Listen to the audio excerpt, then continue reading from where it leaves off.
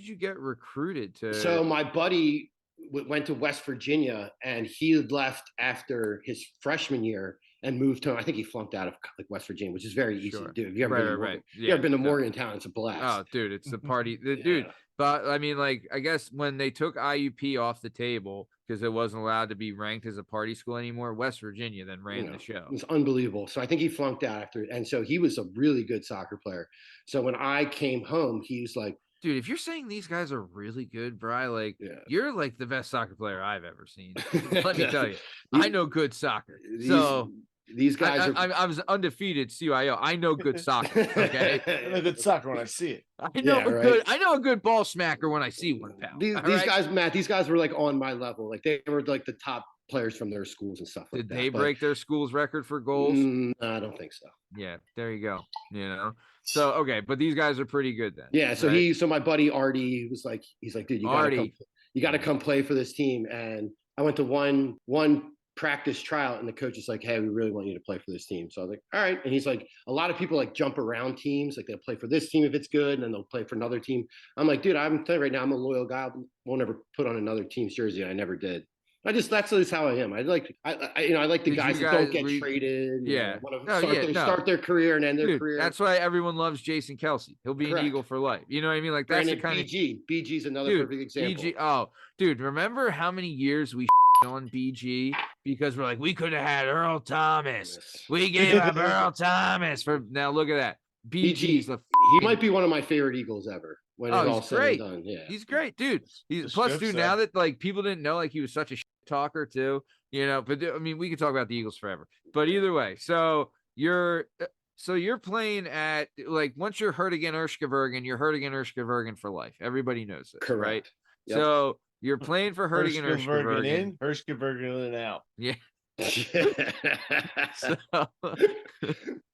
you son of a bitch. Nice yeah, so you're playing, so you get there, right? Like did you guys go undefeated? Like what was the deal? dude, because the other teams in the league had just as good as players as me on the team. So these are competitive. What area games. is this? Again, this is like in like Warminster area. Yeah, Warminster area. It's so, right off. And all the other leagues are. All the other teams are like there's one like Well, I know the Ukrainian club is not far from my house. No, it's not, and it's only like 5 miles from VE, and you'd be like, how's there's this many good soccer players in one little area? But like there really is. Like there's the Northeast 15 high schools right around here. Every top player out of their high school, you know what I mean? Right. So like a lot of together. Yeah, like so like the one team was like based like kind of like out by like the Northeast Philly. So like St. Joe's Preps guys, when they graduated, and LaSalle guys would go play for that team. So like they kind of had like feeder colleges into each team. I see. Okay. So you kind of knew like your older brother played there, your cousin. So it's like, all right, I'm gonna go there. Okay, I see. Right. Or like I just graduated from LaSalle. I'm still want to play competitive soccer. I'm gonna go play for Phoenix, which was the name of the one team. You want to stay in shape in the offseason. Yeah. Play I think Matt Gamble played for. He did. He played for Phoenix. I played against Matt. That's who I played against growing up for years and years and years. That's how I know him.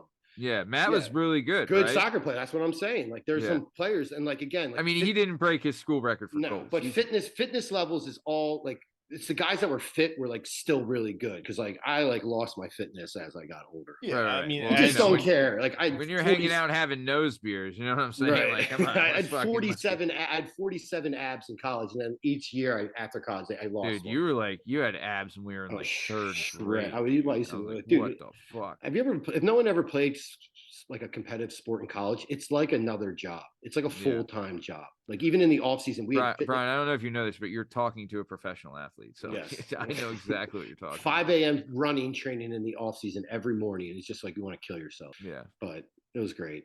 I wouldn't trade soccer for, and like, again, once I hung it up, I have not touched the soccer ball, not played pickup, not played for co-ed, not played indoor since. I moved to golf. Indoors. I'll tell you the one thing, like, that when you talk to like the retired guys like that played like like you listen to like a guy talk about being retired from football or whatever, the number one thing everyone says they miss is the locker room, right? Like you miss the camaraderie. That's the biggest thing, right? You're talking a little shit, you're having fun, but like when you go to battle with your boys, you know what I mean? Like I feel like too, like I don't know, gang gang culture in a way was very popular when we were coming up, but I think it's more just like the team aspect. Like when we stopped playing for team, like a team sport or whatever, you're stopping on a team. You still wanted the acceptance of being on a team and with a crew. You know what I mean? For So sure. Because I remember like one of my last games, I was walking on the field and two kids I had played on my FC Delco team with were on my Vernigan Erskirberg team,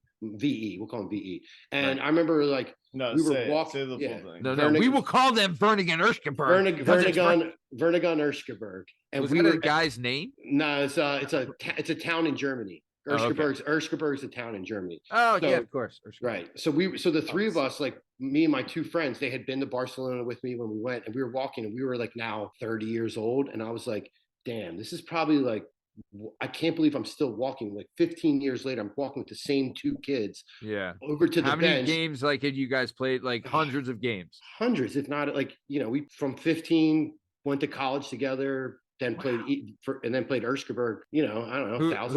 Who was it? Brendan Smith. He went to CB East. Remember Kean Young? Yeah, just a couple, and then a couple of my buddies went to Pitt. Like one kid went to Council Rock, and the other kid went to the Haverford School. And it was it was that, and I was like, and that's the part I miss the most. You're absolutely right. Is just walking to the field with them. Hanging out with your buddies and.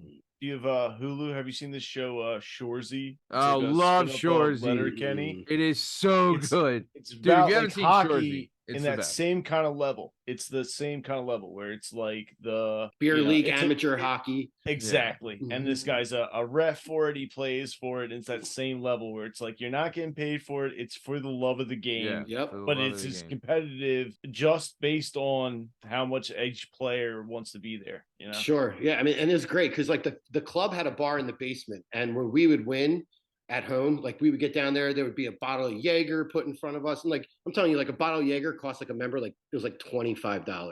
They'd be buying us like boots and stuff. If we lost, we went down there, everyone's pulling 20s out of our pocket to make a kitty because the members aren't buying us a fucking thing because we just lost. Like, and it's great because like now I go back and I watch the boys, and I'm like the guy that buys like them a pitcher if they come down and win, if they lose. Awesome. But that's great. like you're carrying on the tradition though. Yeah, fuck yeah. That's the best thing. No, like when you're building like a culture and you're becoming part of like a culture of acceptance and like camaraderie. That is the best thing, man.